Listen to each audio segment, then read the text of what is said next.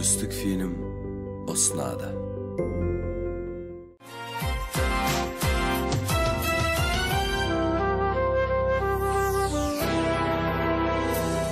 Сейдулла Байтереков 1945 жылы Түркістан облысы Түркістан ауданында дүниеге келген.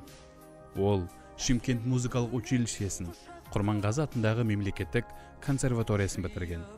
1977-1992 жылдары Сейдулла Байтереков Алматы мемлекеттік консерваториясының ұстазы, Қазақ концерт бірлестігінің көркемдік жетекшісі, бас дирижері, Алматы қалалық музыкалық ансамбльдер бірлестігінің директоры көркемдік жетекшісі болып қызмет атқарды.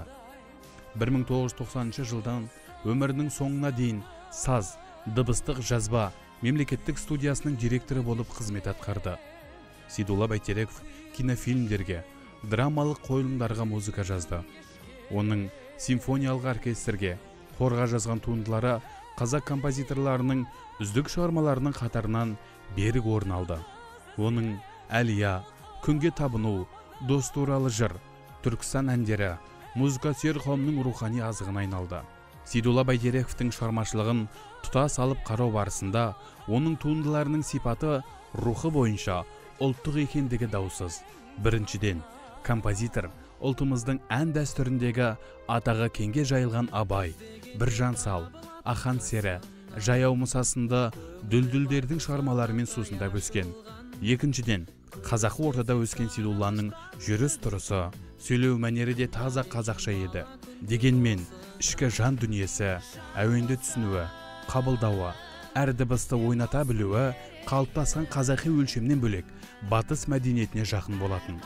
Осыған орай, әлемдік музыка мұраларының зерттеулеріне, атап айтқанда, классикалық музыканың мәтірлері Бах, Моцарт, Бетховен, Чайковский, Глинка және басқаларының шығармаларына мұқият зер сала қарады. Оған 20 ғасырдағы музыка мәдениетінің, атап айтқанда америкалық джаз, блюз және ресейлік кеңес кезіндегі ән мәдениетінің озық үлгілері ерекше әсер етті.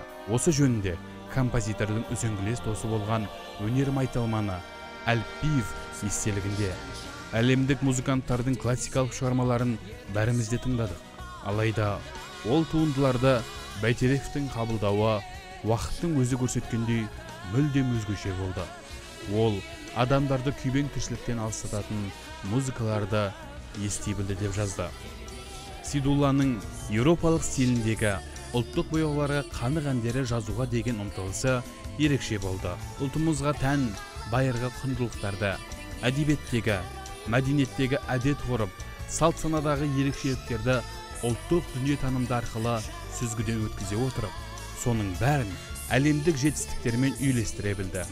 Жүзі басқа жүрегі бір, түрі басқа тілегі бір әлем халықтарының назарын өзіне аударуы шығармаларының Германия, Чехия және Словакия, Польша, Болгария, Югославия, Түркия, Украина, Иран, солтүстік және оңтүстік Корея сахналарында орындалуы осы сөзімнің дәлелі.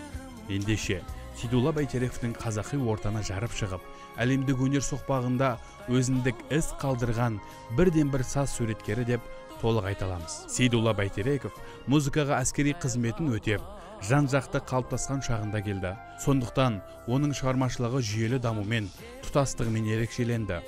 Сазгердің шығармашылығы жоғарғы нотадан басталып, крескендомен дамыды және уақытынан ерте шегіне жету нүктесінде үзіліп түсті.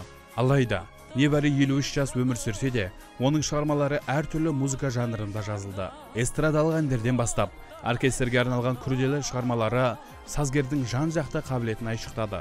Олардың арасында аспаптық симфониялық, хорға арналған, балаларға арналған шығармалар, сонымен қатар спектакль, кинофильмдер мен мультфильмдерге арнап жазылған музыкалар бар. Сейдулла Байтерековтің шығармаларынан мұралар. Сейдулла Байтерековтің 100-ден астам эстрадалық әндері бар. Киноға жазылған музыкалары Боранды түн фильмі, Құлыншақ, Әлсіз әйелдің тарихы, Ермен, Ауылдан келген күйеу бала,